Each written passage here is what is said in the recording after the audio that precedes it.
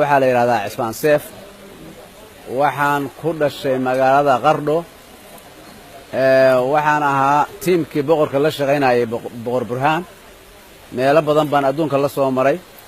oo ay ka mid tahay South Africa markii aan South Africa waxa ku nool 160,000 oo Soomaaliya boqorka markaan la socday South Africa tagnay Soomaalida dhan baan la shiray wuxuu boqorku meesha u tagay inuu kala hadlo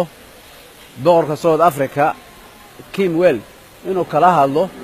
dadka la dilaayo oo Soomaalida oo meesha jooga shirarkii markaanu furay xataa waxa noo yimi oo dilku uu ku socday Ethiopian iyo Soomaalidu waa isku kalar lama kala yaqaan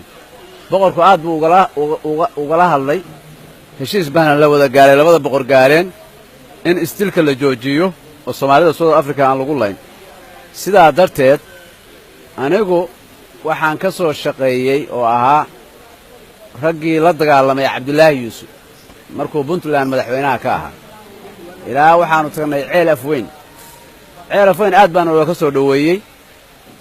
waxay nagu qaatay waqti kooban intii aan halka dibadejin baan loo sameeyay waa degnay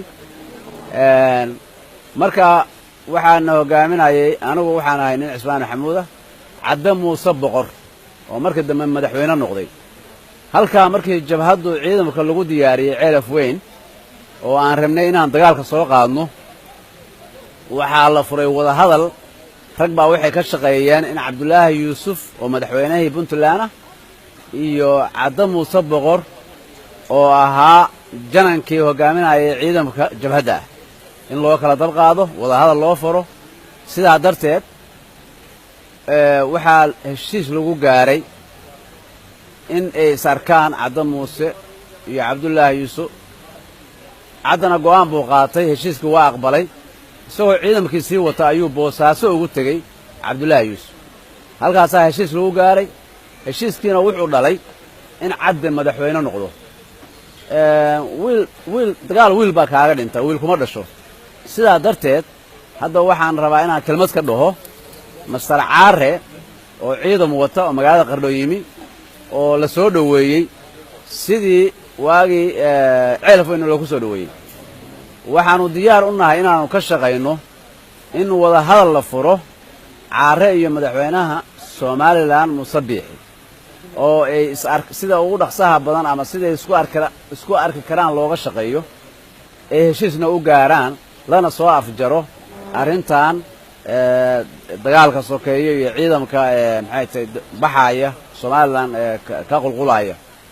marka waxaan rajaynayaa in guul la gaarayo Muuse Biixi madaxweynaha Somaliland waxaan ka codsanayaa inuu tixgeliyo wada hadalka inuu tixgeliyo isoo noqoshada jabhadaha ma rabno Somaliland in burbur ku dhaco Somaliland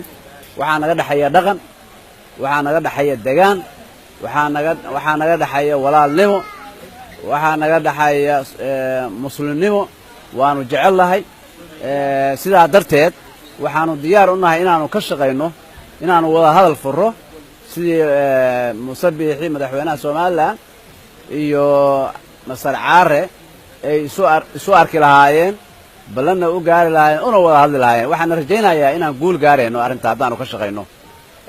insha Allah ilaahayna waa baryeena muslimaan nahay in ilaahay